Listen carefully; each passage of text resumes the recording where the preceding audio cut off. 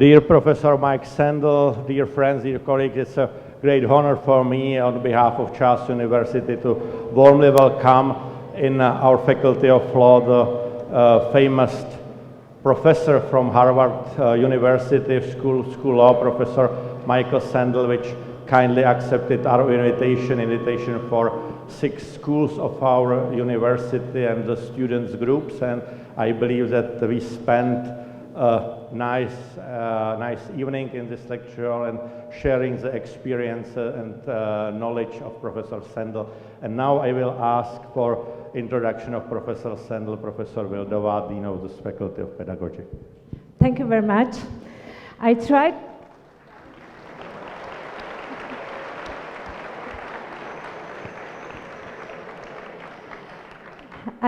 to be very brief. I'd like to welcome Mr. Michael J. Sandel, who is an American political philosopher and a professor at Harvard University. He is best known for the Harvard course Justice, which has been teaching for 2 decades. More than 15,000 students have taken the course, making it one of the most highly attended in Harvard's history. The fall 2007 was the largest ever at Harvard, with a total of 1,115 students. The fall 2005 course was recorded and is offered online for students through the Harvard Extension School. Mr. Michael Sandel is also very well known for his critique of John Rawls' theory of justice in his first book, Liberalism and the Limits of Justice. He was elected a Fellow of the American Academy of Arts and Sciences in 2002.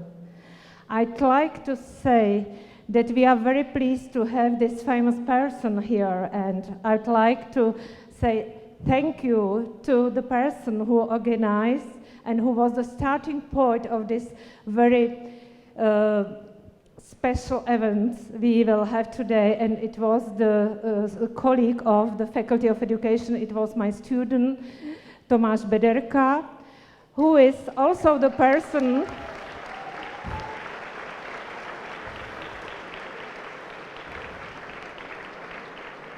who was the first one who came to me, to my office, and asked me if it's possible to invite this man for a lecture. So I told him I'm not very sure we are able to do, but together with the Faculty of Art, Faculty of Social Sciences, Faculty of Law, and also with the Rector's Office, we are here and we did it. So thank you very much for coming, for the Students' Initiative, and thank you for inviting Mr. Michael Sandel. And Michael Sandel, the floor is yours now. So we are very welcome you here to our floor. Thank you. Thank you so much. Thank you.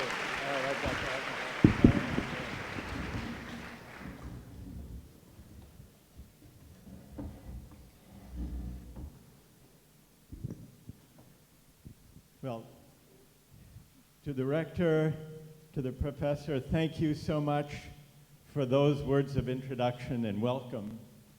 It's a great privilege to be here. My wife and I are here. It's our first visit to Prague. And thank you all for coming, and thanks to Tomáš for organizing all of this.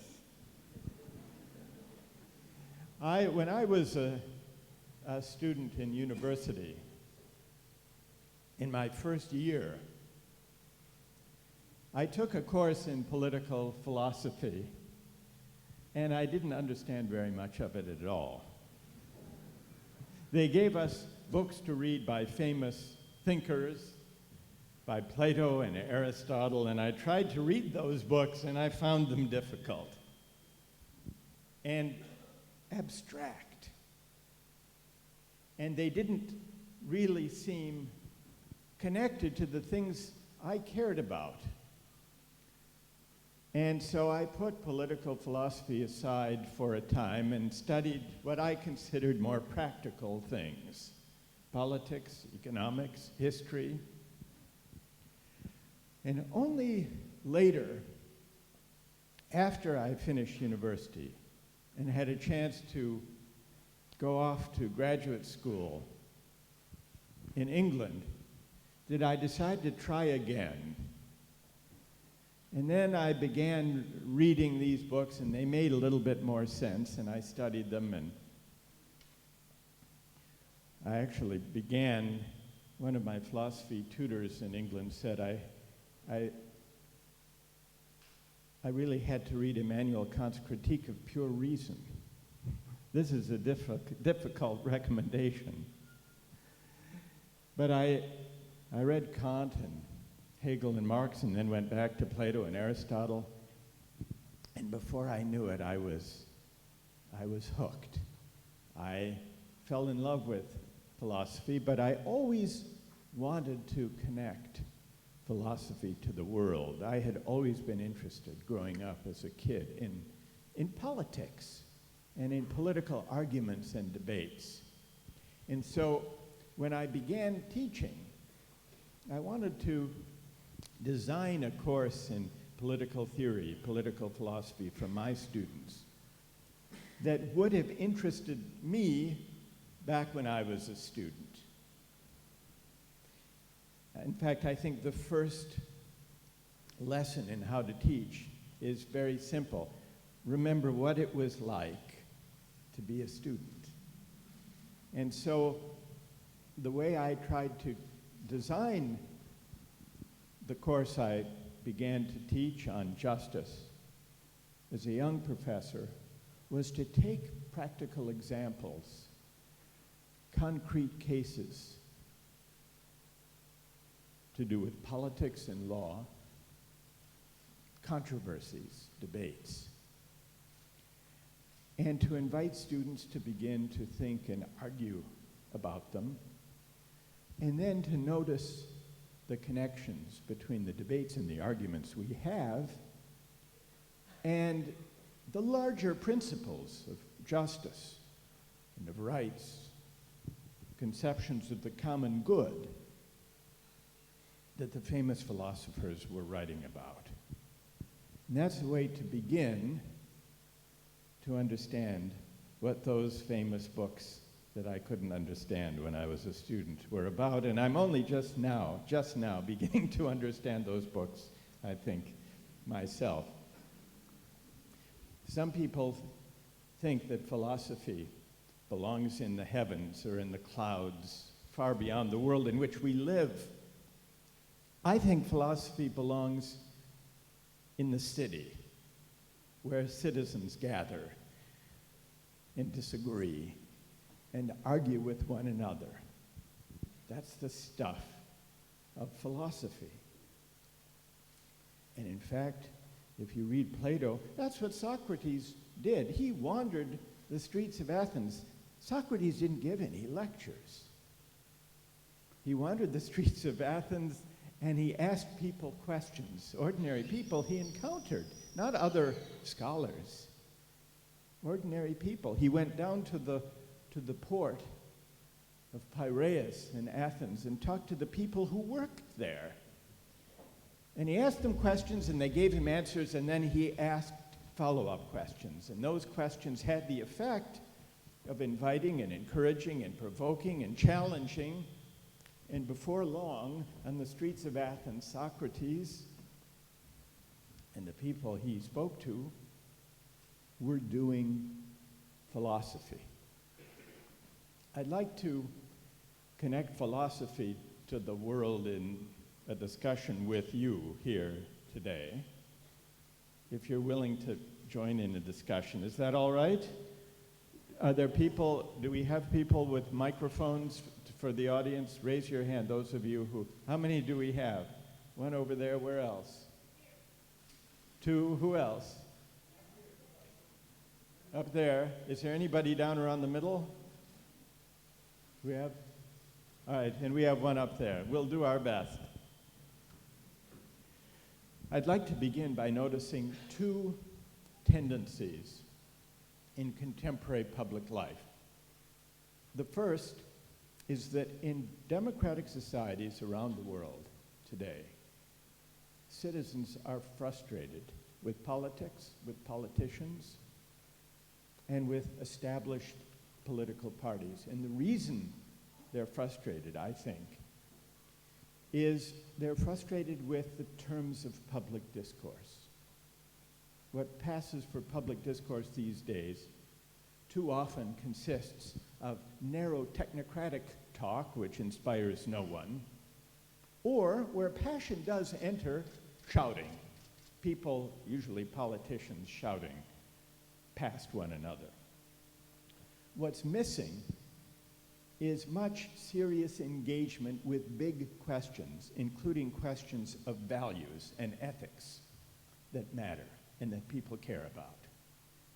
Questions about justice, equality, and inequality.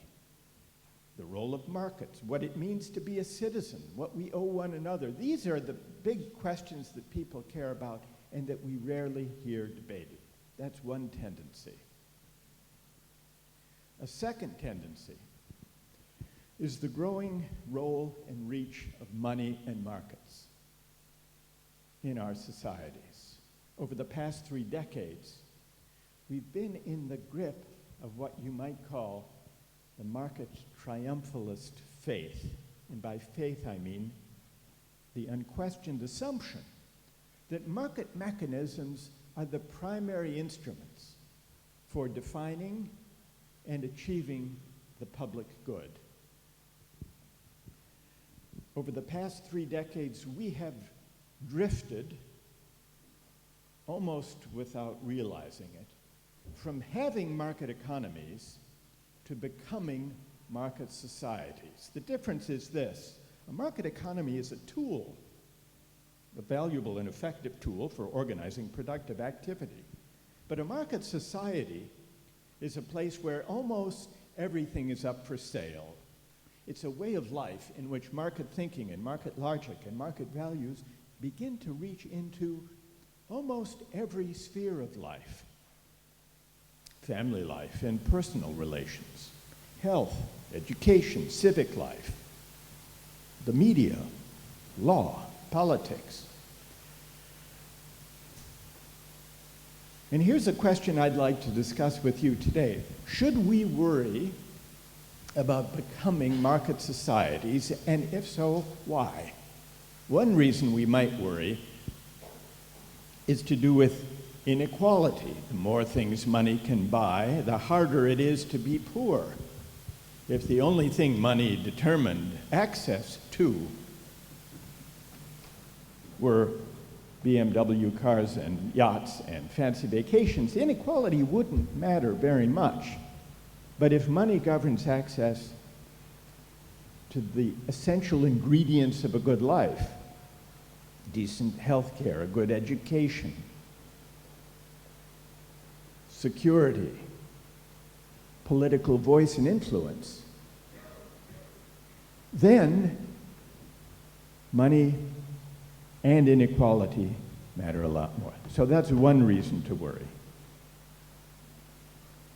But there's another reason, apart from inequality, to worry about: the reach of money into every sphere of life. And this has to do with the tendency of market values and market thinking to corrupt or to degrade or to crowd out non-market values worth caring about.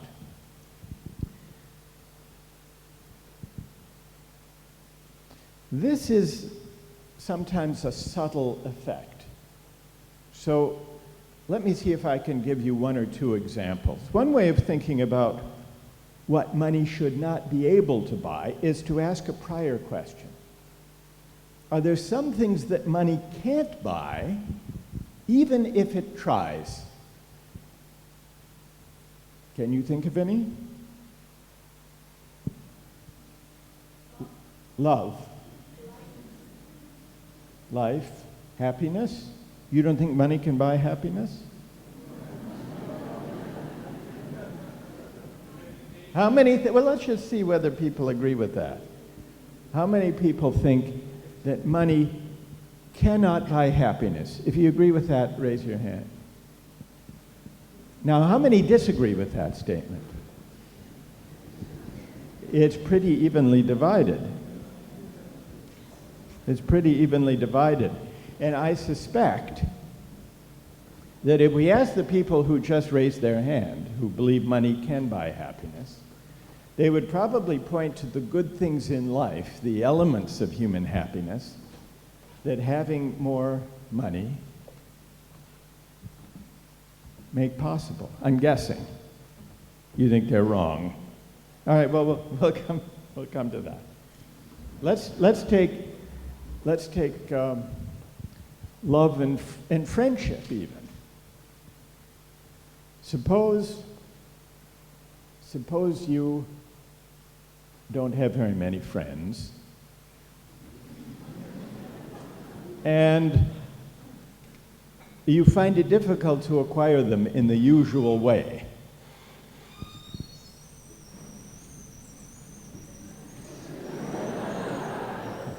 There's some people climbing in the window to join us.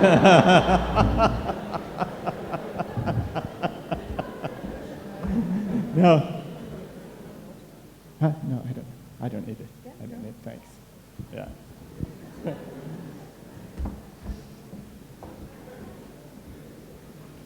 Now, all right, friendship. Friendship. It might occur to you, if you wanted more friends, to try to buy a few. But chances are you would quickly reject that idea. Why? Because somehow you would conclude, I think, that the money that would buy the friend dissolves the good you seek. You know what I mean? You would agree. What's your name? Christina. Christina, who doesn't think money can buy happiness. You would say the same about friendship, I assume. So somehow a bought friend isn't the same as a real one. What's interesting about many of the goods and social practices that money tries to buy is that in many cases, it's not like friendship where the money instantly dissolves the good we seek. In many of the cases, the money will work. Take a kidney, a human organ. Now, in most countries, you can't buy and sell human organs on the market. And yet, there's a great shortage of organs, and some economists say, why not increase the supply of human organs for transplantation by creating a free market in kidneys? Now, you might agree with that idea, you might disagree with that idea, but even if you disagree, it's not like with friendship where the money would destroy the thing you seek. In the case of the kidney, a bought kidney will work, assuming it's a good match. The money won't destroy it. The fact that you bought it won't destroy it. So if there's something wrong with the market in kidneys, it must be some independent moral reason. It can't be that money will destroy the good we seek. Now, or might there be a connection between the friendship case and the kidney case? Is something corrupted or lost or degraded or destroyed when money reaches into spheres of life where arguably it doesn't belong? Let's take a concrete example and see what you think of this use of money. Now, this is something that I've come across in the US. It hasn't happened, as far as I know, yet in Europe.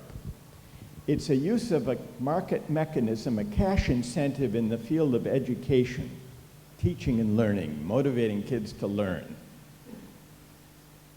Many schools struggle to encourage kids to be motivated, to study hard, to get good grades, to do their assignments. And so in some places, with the help of some economists, schools are offering cash incentives to students in school to get good grades. $50 for an A, $35 for a B. In Dallas, Texas, there's a school that has a program that pays young 8-year-old kids $2 for each book they read. Now, let's see what you think of this plan. Suppose you were in charge of that school, and you have a lot of kids who are not reading, who don't seem to study. Maybe they come from a background that didn't encourage reading as they were growing up. How many would be in favor and how many would be against the cash incentive to get kids, 8-year-olds, to read books? Let's take a vote. How many would be opposed, first of all?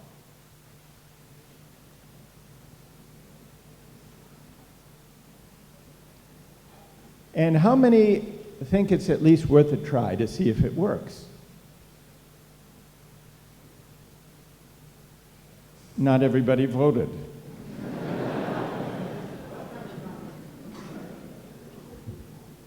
You think I need to buy people's votes? Is that what you're saying? Let's hear first those of you who object. Why would you object? Yes. Stand up and tell us your name. What?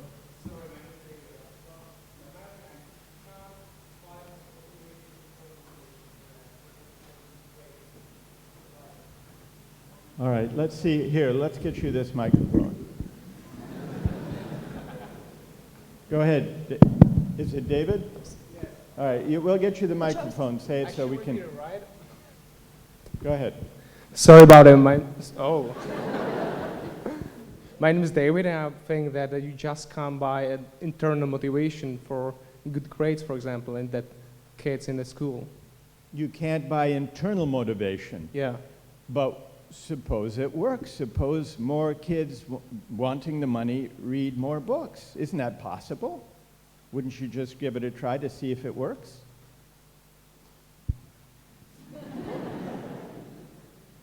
Could you repeat the question, please? You say you can't buy internal motivation. But the goal is to get the child to read the book, to read more books. Why wouldn't you try? See whether paying the money leads the kids to read more books. Why wouldn't you try if you were the headmaster or to adopt this program? Well, you can try, but the question is whether is it moral? Well, maybe you can't buy the morality. Well, you could try and suppose, well, this is interesting. And even if it did work, you might say, well, they read more books, but it's immoral.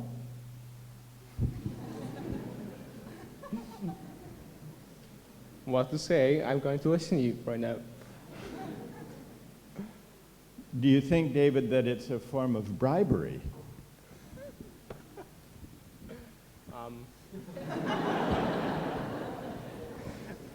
I'm not going to do that again, but yes, it could be. And that's why it's morally objectionable. Yes. But if someone goes out and gets a job, what job do you do or will you do when you go out? Here, stand up. What are you going to do, or do you do? What kind of job? What do I want to do? Yeah. Once I graduate? Yes. Like, I already have my job, and I'm studying law school, but I don't want to be a lawyer because I just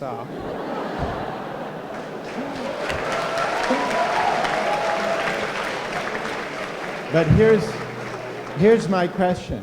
Suppose But suppose you took a job as a lawyer, and you got paid.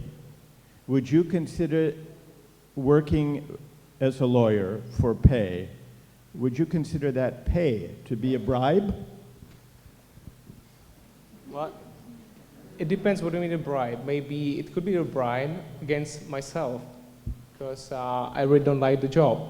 Whereas somebody liked the job, it couldn't be the bribe. But after that, you mean like in general or in your personal feeling? Okay, all right, thank you for that. Who? All right, well done. David is brave. He got our discussion going.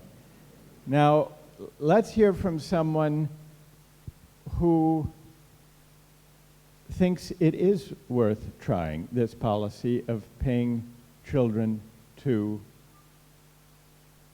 read books. All right. Go ahead.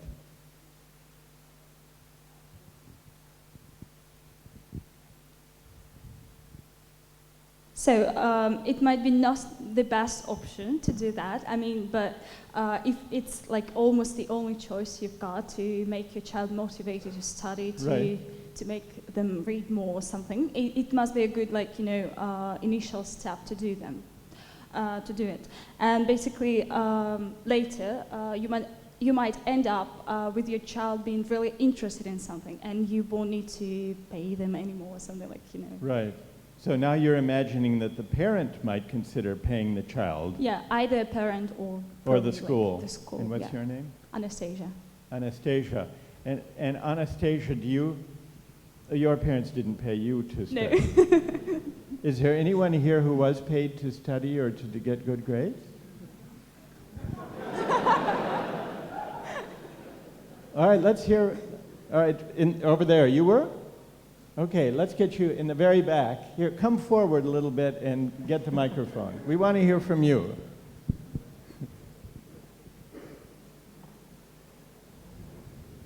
No, the woman in the back who was paid. I want to hear from the woman who says she was paid. So I was paid by my father for every book about philosophy when I was like 7 or 8 years old. Wait. I want to make sure I understand this. Your father paid you to read a book about philosophy. Like version for children, like simplified. I hope it wasn't one of my books. He paid me.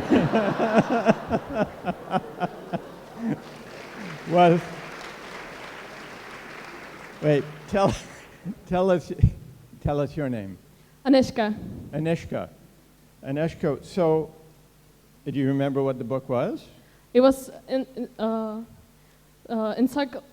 encyclopedia about Greek philosophers, great, and about the Greek gods and goddesses.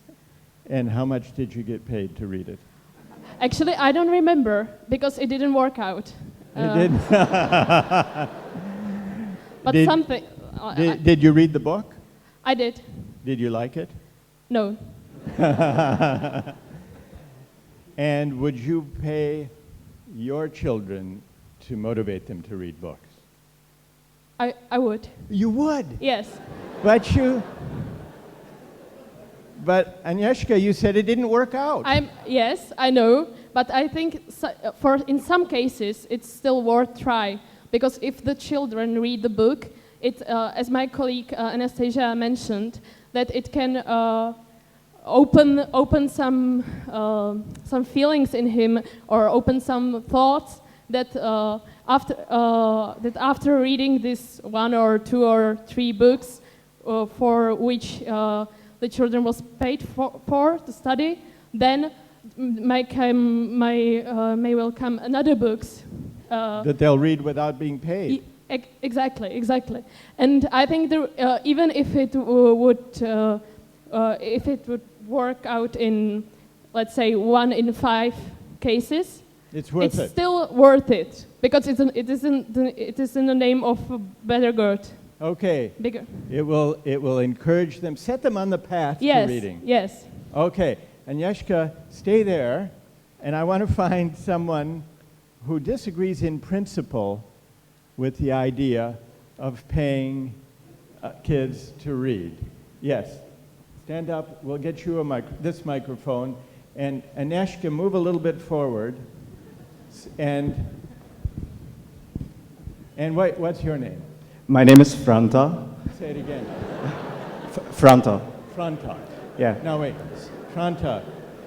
You disagree with Agnieszka? Yeah. All right, wait. Speak directly to Agnieszka and tell her why you disagree. First of all, I actually was paid when I was a kid as well, in terms of crowns, which is like a number of cents only. But I really think it doesn't work, since I've read about a study which has proven that external motivation, like maybe money or good grades, first increases the motivation highly, but after a time it drops. For example, when the motivation is put away, like when you don't get the money anymore. When you stop paying. Yeah. When you stop paying. It actually drops the level of motivation even lower than at the starting So you point. read a study that suggests that it doesn't work in the long run. Definitely. But you don't object in principle. If it did work, if those studies showed it sometimes works, you would have no objection, no principled objection. I'm not really sure, because I believe that having internal motivation for something is the better option, doing really what you want to do, Why is it better? I think you'll have the tendency to do what you really want to do in those things that you are better at. And then from a utilitarian point of view, all the people will do, like not all, but most of the people will do the things that they are better at. Okay, so you think you have a confidence, partly from studies, partly from maybe your own sense of things, that you'll actually inspire kids to read more effectively if you don't pay them in the first place. Yes, and if you leave them some autonomy and they have a meaning of why they are doing it. Then they'll develop their own internal reasons. Yes. All right. Is there anyone, thank you for that, is there anyone who has a principled objection, a moral objection that hasn't yet been articulated? Yes, the woman sitting on the aisle toward the back. All right, go ahead. My name is Alex. Yeah. My name is Alex, and I have a principal objections because basically what we are doing, we are changing the meaning of the activity of reading into something that we are being paid off. I agree that we can use the knowledge that we get from reading and then we get paid, as lawyers do, for instance, as we all hear. But I don't agree giving kids money for reading books, because you change the meaning of the activity and then they will expect to get money for reading books and maybe for other things too. So in principle, I don't agree. So you would disagree, it's Alex? Alex. Alex, you disagree because paying the money changes the meaning of reading a book. How does it change the meaning of reading a book? Does paying the lawyer change the meaning of being a lawyer? You pay the lawyer to do something, not for reading something. Are you suggesting that reading a book should be done for intrinsic reasons? Yes, I believe that reading a book promotes critical thinking, verbal reasoning, and it should be, for instance, reading science fiction for pleasure and stuff like that. Right. What if it's not science fiction? What if it's War and Peace by Tolstoy? How much would you have to pay someone to read all of that? A lot, probably. Okay, but but being a lawyer, paying someone to be a lawyer, you don't think people should practice law for the love of it, for intrinsic reasons? Exactly, that's what I believe. They should have the love for what they do, yes, and not for, as my colleague here said, the love for the money. Okay, now stay there. Agnieszka, what about that? What about Alex's argument? Stay there, Alex. What do you say to Alex? You're destroying the intrinsic good, the love of reading for its own sake. What about that? I think on one side we have the value of the money, and on the other hand we have the passion for knowledge, the passion for reading, for books. And even though the value of money is something we, through this value, we can reach the better good, the bigger good, the value of the books. So I think it's a way.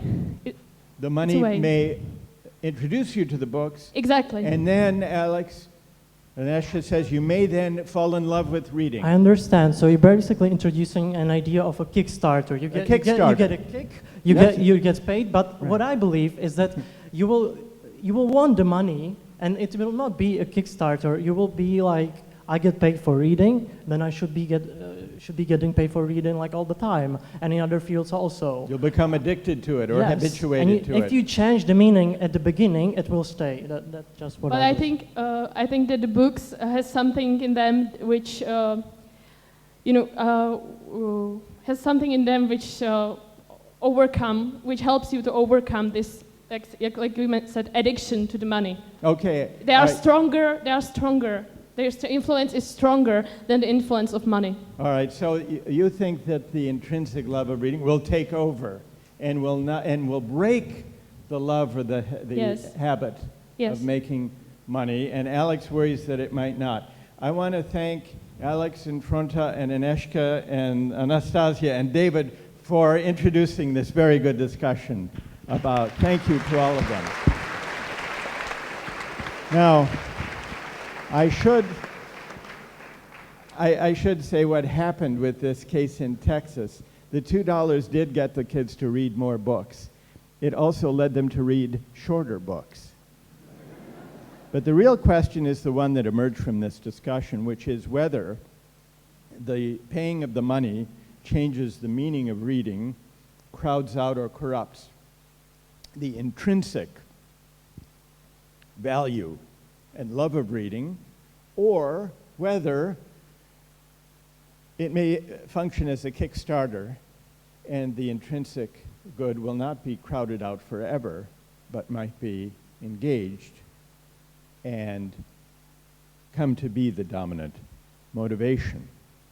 Whichever of those turns out to be the case with reading, it's clear from this discussion that money can potentially change the meaning of a good or a social practice. I'd like to take a very different kind of example. Everyone in Europe is thinking about the refugee crisis and how to deal with it.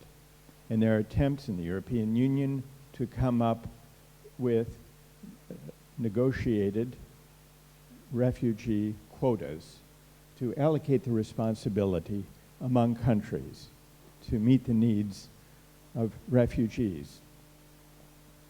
Some have suggested that a market mechanism could help get countries to agree to higher refugee asylum quotas if, once the quotas are assigned and agreed to, countries are allowed to buy and sell the obligation to admit refugees that they've been assigned under the agreement.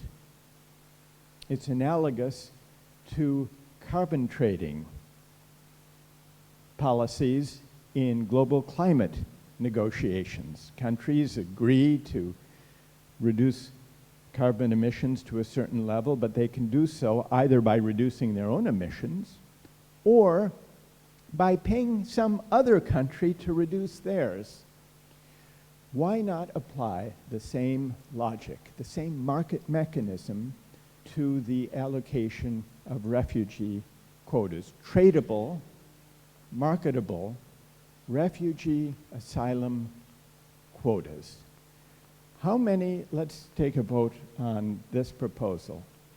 How many would favor the use of tradable let's assume for the sake of argument, I should say, that in principle, you accept the idea of fixed quotas, that somehow there be negotiations to allocate responsibility for taking in refugees, maybe in proportion to per capita GDP or to whatever formula. How many would then favor going one step further and allowing those quotas to be tradable so countries could buy and sell them? How many would be in favor? And how many would be against? The majority would be against. Let's hear who's against. What would be your objection?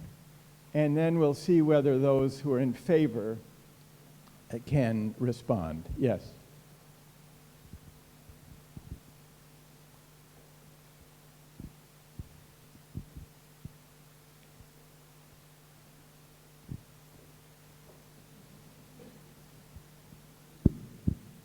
Well, in my opinion, it would be human trafficking, which is first illegal and second immoral. Human trafficking. Yes, indeed. What's your name? Wojciech. Wojciech. Now, but you're not actually, remember, you're not buying and selling the person. Strictly speaking, what you're buying and selling is the duty to take them in. It's still human trafficking? In my opinion, yes. All right. Those of you who are in favor of this idea, what do you say to Wojciech's human trafficking argument? Who has a reply?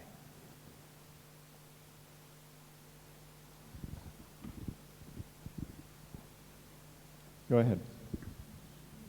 My name is Daniel, and I think that first of all it's not trafficking because you are not selling the people, you are selling the space for them. Right. And also we have a similar agreement with Turkey right now. Aha. That they don't send refugees to Greece. So I think we can't say it's immoral because we are already doing it. Wow. Would you say that whatever we're already doing is by definition moral? We don't have the moral right to say that it's wrong because we're already doing it. And if I were to ask you, Danielle, about the payments to Turkey to take back refugees from Greece, do you find that morally objectionable or morally permissible? I think it's necessary. So I think that the means can sometimes be a little bit immoral to get to some greater good or some. You can't always in the practical world just look at the moral side of things. All right. And why do you think that paying Turkey quite a sizable sum to take back refugees, why is that even a little bit immoral? Well, because you're still selling hopes of the people. They come to Turkey to get to Europe. They traveled many thousand miles, and they have the hopes to get to Europe, to settle there. But then you tell them suddenly that they can't go anywhere else, that they have to go back to the camp in Turkey, and you sell them with European you would money. say this, so to Wojciech you say it's not human trafficking, it's not trafficking in humans, that was your argument to Wojciech, Yeah. but this policy you say is trafficking in hope, and that's morally a little bit objectionable. Well, I based my argument on that we are already doing something like that, so it's right. It's not so for if we're doing it's not for us to tell that it's wrong. Okay, all right, because we're already morally implicated in this policy. Yes. All right, that's interesting. Yes, go ahead.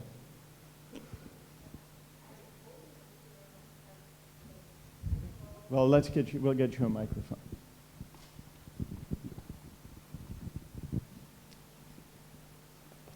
And tell us your name. I'm Katerina. Say it again. Katerina, yeah. if you can pronounce Katerina. Katerina. it. First of all, I don't think that all we do is moral, and especially with Turkey, I think it's human trafficking. We can talk about it, and it's against the human rights. And you mean the existing policy with Turkey is against human rights? Yes. It is a kind of human trafficking. First of all, yes, and also it's against the Convention of Status of Refugee, and there's many more. It violates. But legally, here we're talking morally. Morally, okay. It's objectionable. Morally, it's also objectionable because we are playing with human lives. We are saying that you're gonna go here and you're gonna go here because I want to buy you, even though it's just the tracks or like it's just the contracts we're gonna buy. It's actually affecting human lives, and we are saying that. Your son gonna go here because he was in that basket, and your daughter could go over there even though she doesn't want to be there, and it will affect people's lives, and we cannot be playing with people's lives like that. That's immoral for me. All right, and I assume then you also voted against the tradable refugee asylum quota system. Yes. All right, so Katarina has made an argument against both practices, and sees the Turkish payments as a kind of human trafficking. Daniel said it's trafficking in hope. I'd like to hear now, keep that, I'd like to hear from someone who would like to respond to this argument, who disagrees, and who thinks it is morally permissible to, and maybe desirable, to buy and sell the refugee asylum quotas, or you can speak to the other, yes, or to the Turkish case.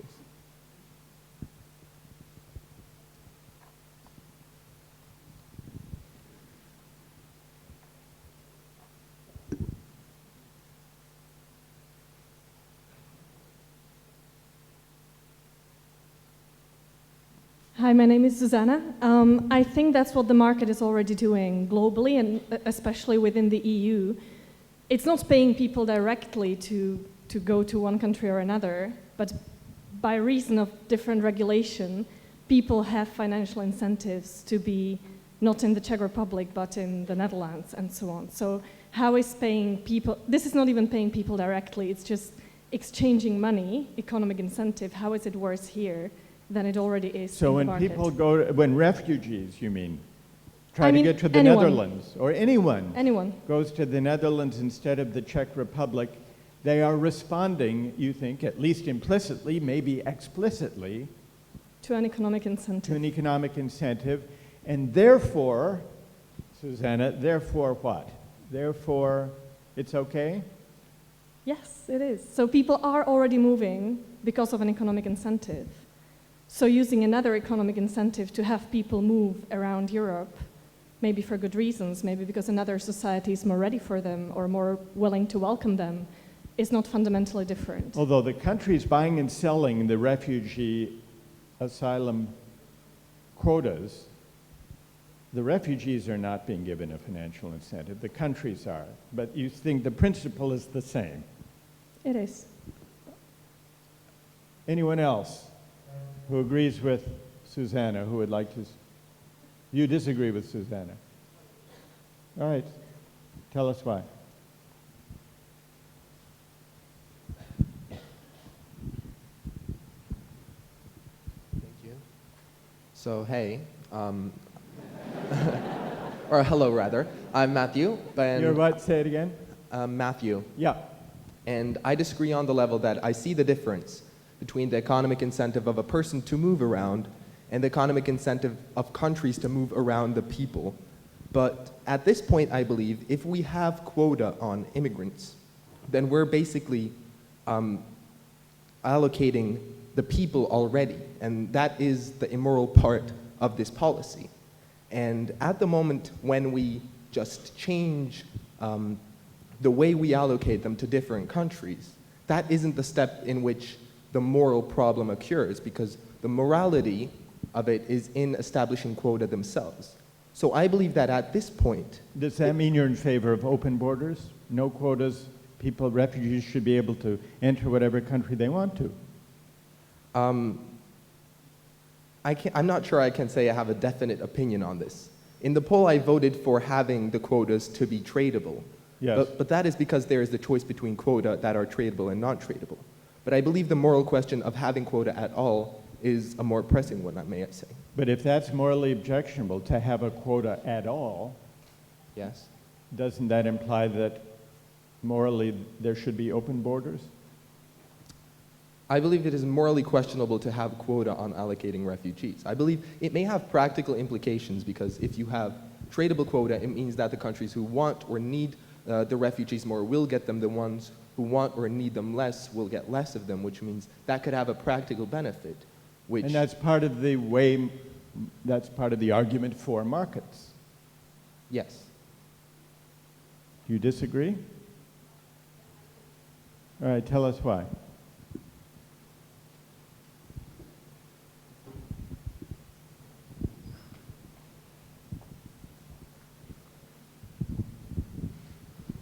Hello, my name is Katka.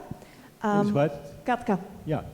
I do not necessarily disagree with the fact that having quota is moral, but I am strongly suggesting that actually paying or marketing, like trading with those quotas is immoral. And that is because, in my opinion, once you do that, I do not believe that the countries will see it as trading in living spaces. I believe that countries and the public will see it as trading with human lives. And once you start trading with human lives, what you're doing is you're putting a price on a human life. And I do believe that that is why some people would see it as human trafficking, even though it might not fulfill the legal definitions of it.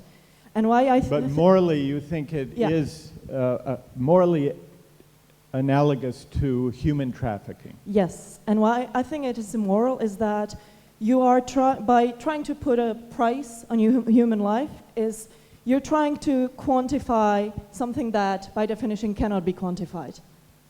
And because you cannot, I don't think that you cannot put a price on a human being because of, by definition, it is something that cannot be represented by economic value. But is it that we cannot put a value on human life, or that we can but shouldn't? I think we should not. So is it more like friendship or more like kidneys? No, is it something money can't buy or something money can buy but shouldn't?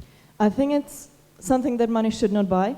And I also think it's immoral because it's a very slippery slope argument. Right. Because I think once you tell countries, well, here's quota and you can trade, then what could very easily happen would be, well, saying like, for example, in this country we do have specific problems with people of certain religion.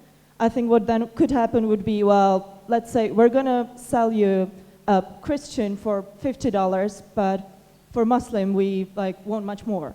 And then you will it will get to racism and it will get to objectifying people. That's an interesting suggestion. If there were a market in refugees, there might be a price differential based on who the refugees were, and you would find this morally ugly and unattractive. Yes. Although from the standpoint of market efficiency, how many economists do we have in the room?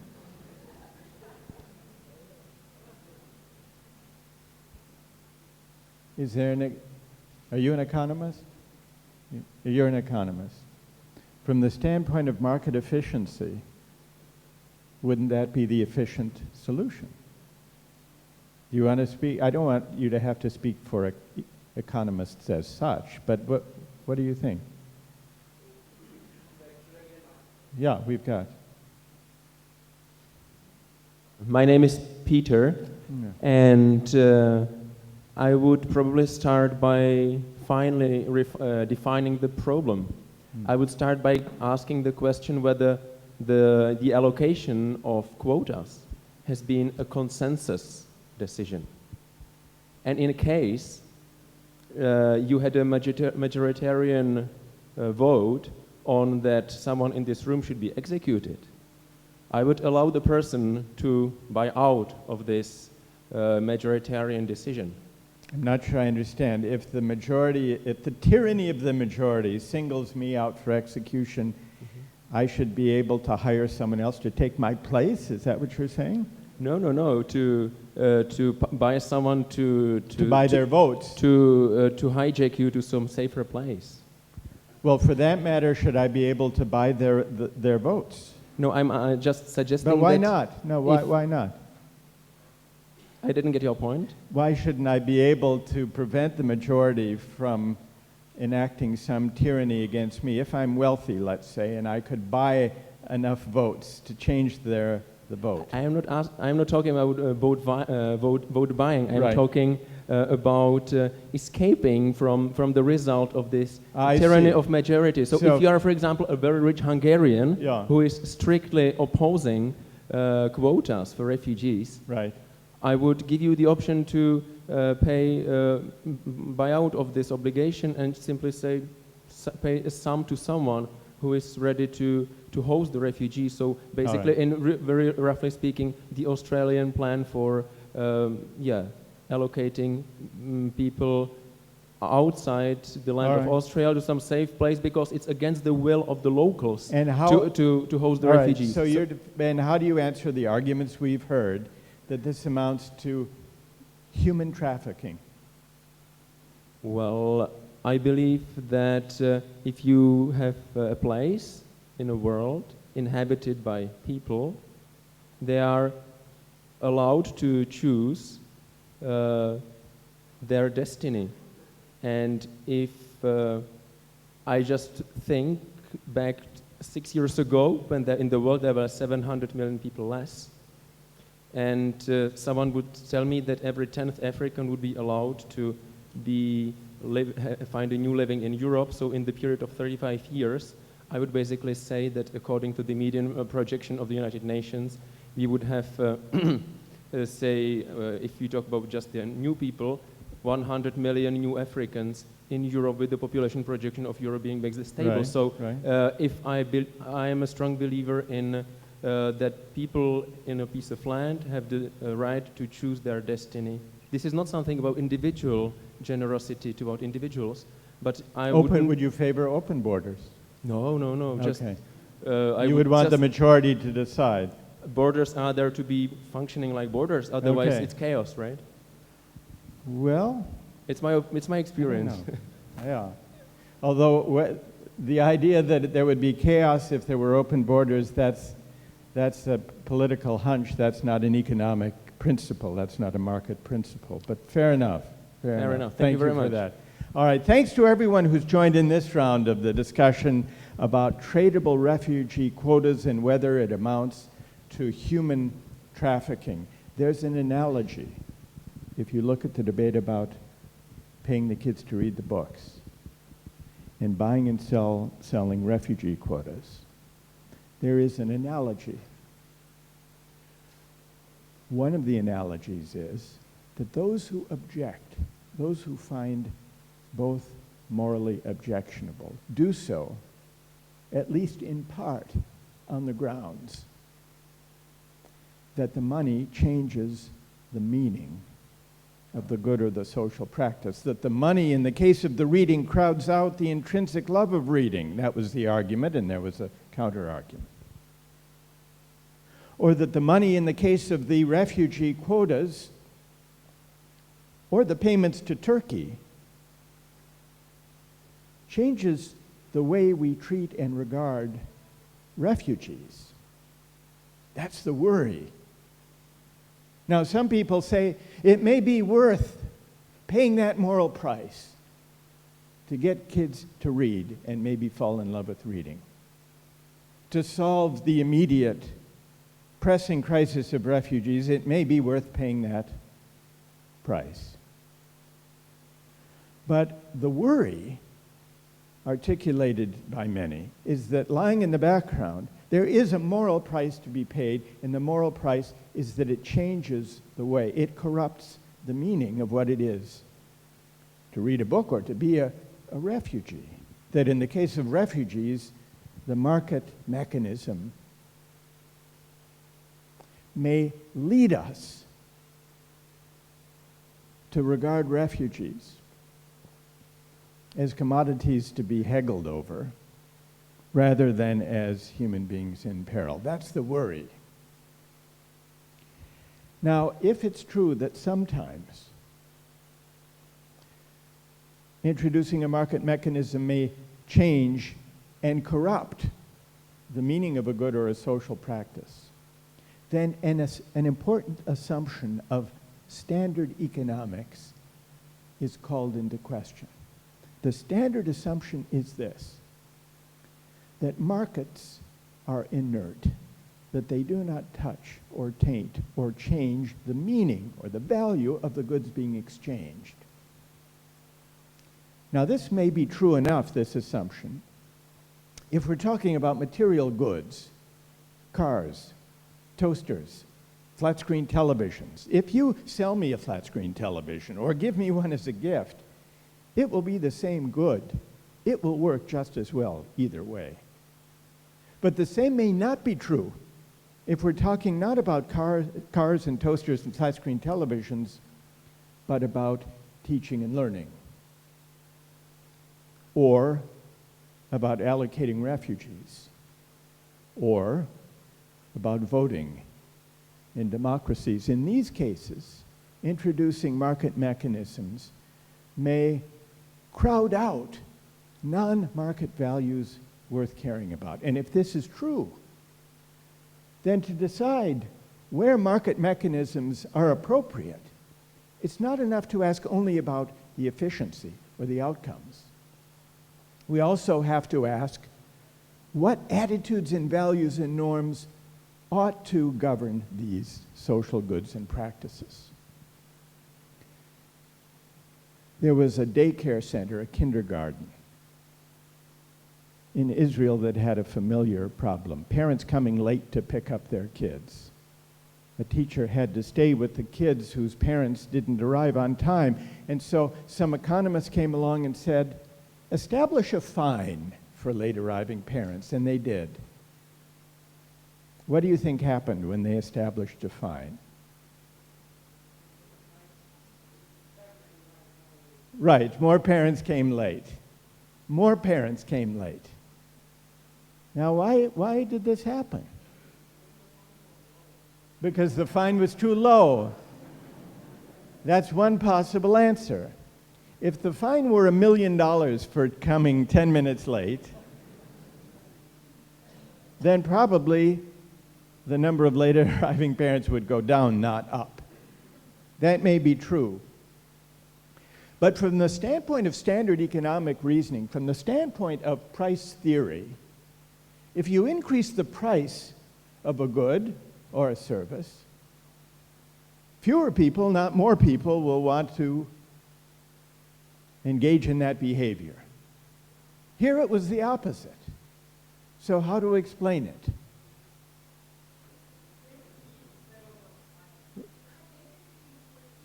It's like babysitting for cheap.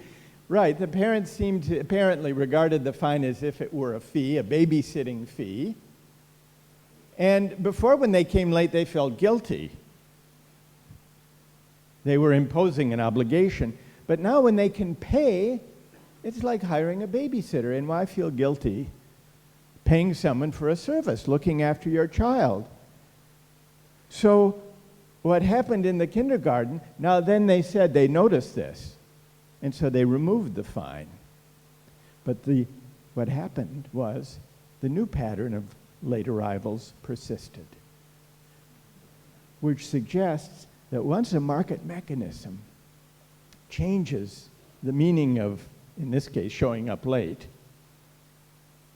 by driving out the norm, the sense of obligation, it's not so easy simply as if turning on a switch to reestablish the norm, which is a cautionary tale about allowing market values and market thinking to erode or corrupt or crowd out values and norms worth caring about.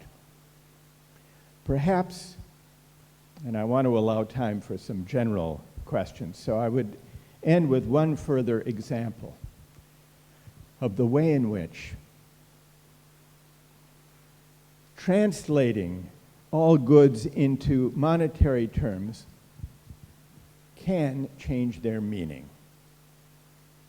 And it's a personal example. I mentioned when I began that I was in graduate school in England at Oxford. And in those days, they still had some all-women's colleges that had rules against overnight male visitors.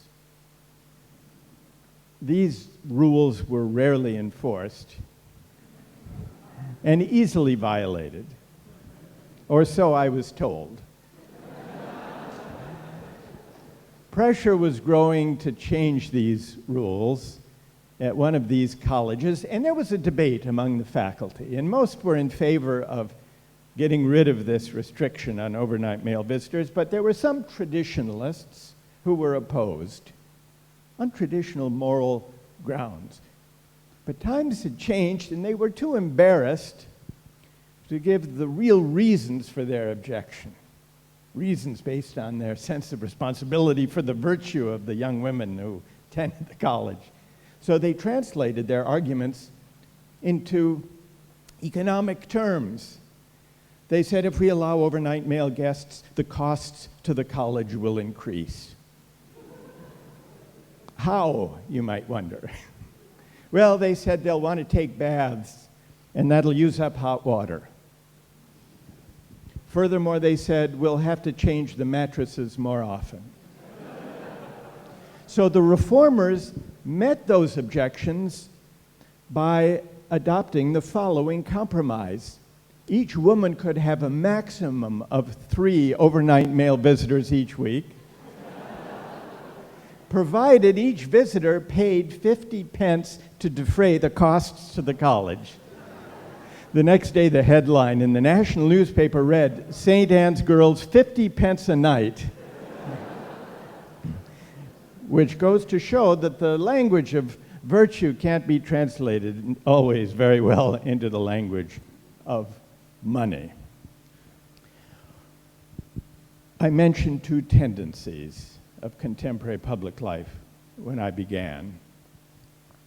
The frustration with a morally empty kind of politics and the market triumphalist faith of recent decades. I think they're connected. They're connected because part of the reason, I think, for the hollowing out, the moral emptiness of contemporary political argument, is that in pluralist societies, we shrink from moral argument in public life, from moral controversy. We worry about disagreement. We worry about intolerance. And so we look for ways to keep moral controversy outside of the public sphere. We insist that citizens leave behind their moral and spiritual convictions when they enter the public square. And one way we do this is to rely on market mechanisms. It's as if we consider markets morally neutral instruments for resolving questions that we hesitate to debate as democratic citizens for fear of controversy and of moral disagreement. It's as if we outsource our moral judgment to markets. But this is a mistake. This is a bad habit, I think, that we should overcome. For 2 reasons. First, as we've seen in this discussion, markets are not morally neutral instruments. They presuppose and express certain ways of valuing goods and social practices. So they're not neutral. It's also a mistake for a second reason. It contributes to the hollowing out of public discourse and for the disempowering of democratic citizens.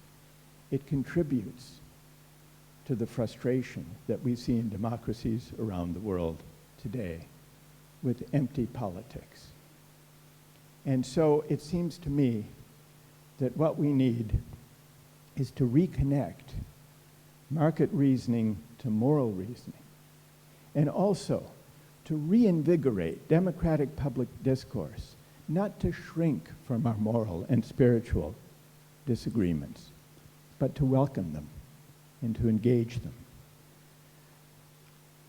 It's tempting to think that the best way to respect disagreement in a pluralist society is a pluralism of avoidance, avoiding the disagreements we know we have.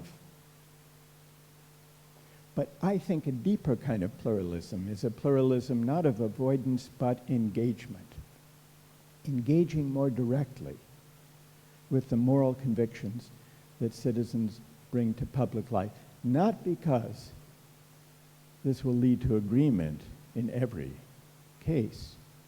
It won't. But because a pluralism of engagement, of robust public argument, debate, contestation about big things that matter, will make democratic life go better, may teach us something along the way, and therefore contribute to making us better democratic citizens. Thank you all very much.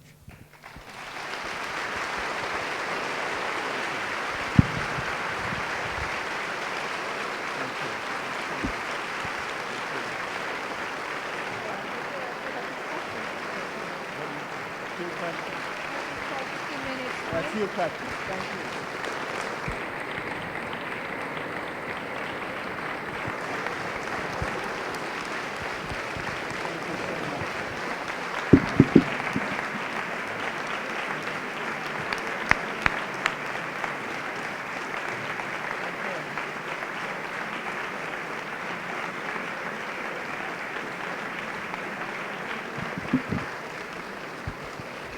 All right, thank you for that. Thank you.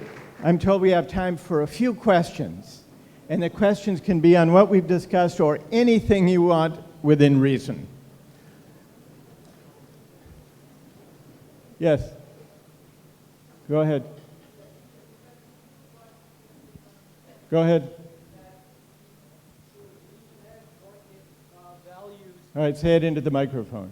You rather conclude that we should engage in a process to reconnect market values and morality. And I'll turn the question around to you and say, is that really such a good idea? Haven't we learned anything from the past 4 decades? Well, I think that what we've learned from the past 4 decades is that we have an exhaustion of political ideas and frustration with democratic discourse, and we see, by creating this void, this moral vacuum, we open the risk that it will be filled, most likely, if we don't do something to make it better. It will be filled by narrow, dark, intolerant voices. We see various right-wing populist intolerant movements filling this void. What I have in mind by reconnecting market reasoning with moral reasoning is going back to the classics, to the tradition of moral and political economy, which goes all the way back to the invention of economics. From Adam Smith to Karl Marx, despite their ideological differences, they agreed that economics is not a value-neutral science of human behavior. It's a branch, it's a subfield of moral and political economy, and that's the conception of economics I think we should try to reestablish, reconnect with. Who else? Yes? Thank you. I wanted to ask, do you see it as a... Where are you? Here. Oh, go ahead.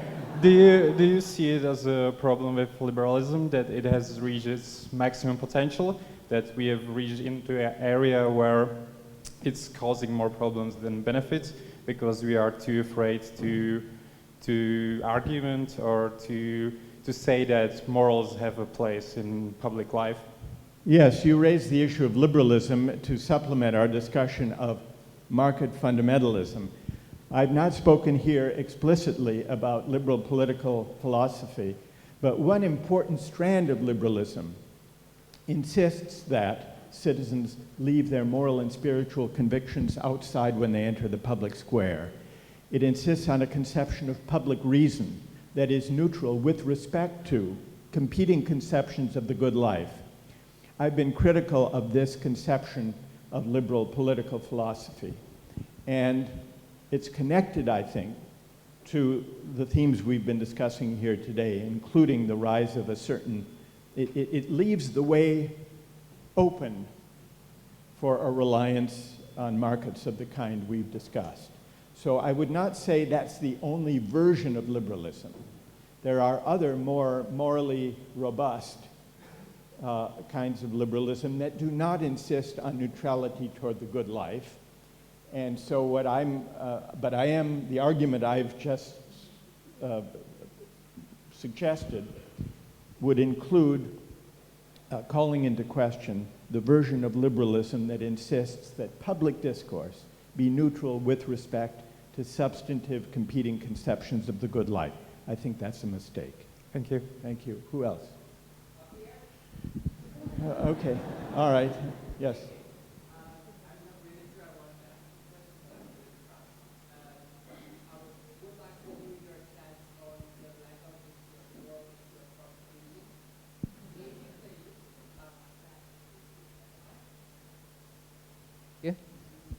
Hello. So I would like to ask a question on your view on prostitution, if it should be legalized, and if not, if the sex workers should be punished, or the people that are using the... Right. So yeah, well, we could have, prostitution would have been a good case for us to discuss here. It's certainly an example of of commodification, morally questionable commodification. I think that prostitution is an instance of what here was described as human trafficking. It's treating human sexuality as an object, as a commodity, as a thing open to profit. But I think that when it comes to the practical way of legislating, the person who should be held primarily responsible should be the client. Typically, there's an asymmetry of power, and I think the legal response should be alive to that asymmetry of power and do as is being tried now in a number of countries, holding the buyers, not the sellers, to be primarily legally responsible. Thank you. Yeah. Yes.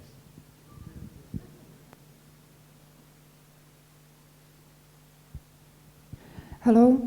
I wonder, in the context of the discourse you had, it's American topic. I don't know if the others are interested, but I wonder if you endorse Bernie Sanders for the president.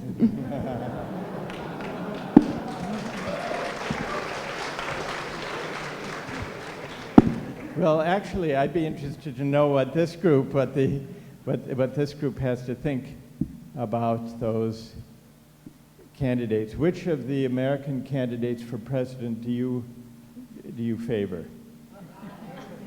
None of the above. All right. Well, all right. I'll just go through. How many? We can just do it by applause. Maybe the sound will be a better measure.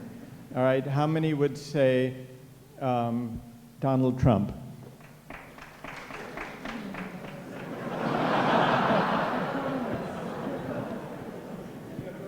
How many would say Ted Cruz?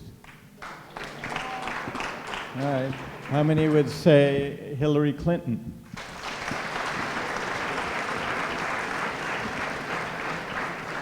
And how many would say Bernie Sanders?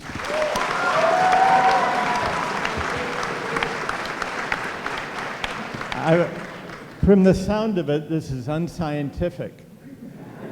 But from the sound of it, I would say that Bernie Sanders would win the Prague primary. I think I would just answer, maybe not in an entirely satisfying way, but because I've come to give an academic lecture, not a political endorsement. But I would say this, because it connects to the themes we've been discussing.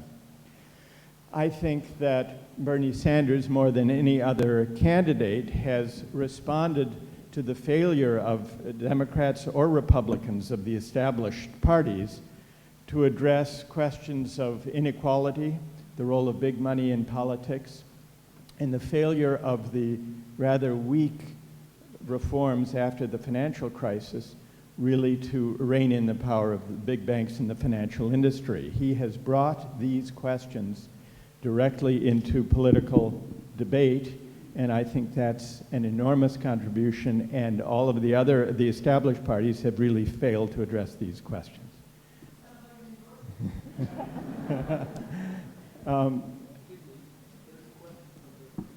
Yeah, okay, you were going to ask. Yeah. Thank you. The balcony speaks. I was thinking about causes and effects in terms of the 2 points that you mentioned in the beginning. And I was wondering, to what extent does rising and by government policies and economic supported inequality affects the ignorance that we experience in politics today, in democratic regimes? And in other words, to what extent is inequality the cause of what we have now? And by what you have now, you mean, you refer to ignorance of... Yes. And is that more or less in line with what I was describing, the emptiness of political debate? Yes, I mean, right now, not only does inequality persist, but it rises, and it seems as the governments of all developed countries, or a lot of developed countries, do everything to keep it going. Yeah. I know it's very vague, but... Okay, no, but I understand, I think, the force of the question, and I think there's a lot of truth in it. I would put it this way. I think the rising inequality that we, especially in developed economies, have experienced in recent decades has had an effect on democracy in the following way, in a corrosive effect. It's had an effect on democracy because it has corrupted and crowded out and eroded the sense of commonality that societies need to conceive of themselves as engaged in a common project.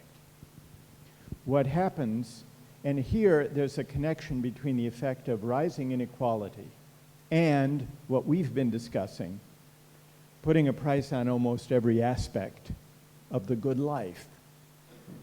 These two tendencies taken together have led to rich and poor leading increasingly separate lives. There's a tendency of the affluent to buy their way out of public services and public places if they can afford better. And so as inequality grows, and as the commodification of social life expands, those who are affluent and those who are of modest means increasingly live separate lives. We live and work and shop and play in different places. Our children go to different schools. We see this happening in many countries, including in my own. This is not a satisfying way to live, even for those, I think, who are able to afford to buy their way out of a public life in public spaces, for the following reason. Democracy doesn't require perfect equality, but what it does require is that people from different social backgrounds, from different classes, encounter one another in the course of their everyday lives. Because this is how we learn to negotiate and to abide our differences. It's It's how we come to think of ourselves as fellow citizens. It's how we come to care for the common good. And so the issues of inequality and also the question of the proper role of markets, these are not, in the end, mainly economic questions. They're really questions about how we want to live together. Do we want to live in societies where everything is up for sale, or are there certain moral and civic goods that markets do not honor and money cannot buy? Maybe that's a good place to end. Thank you all very much.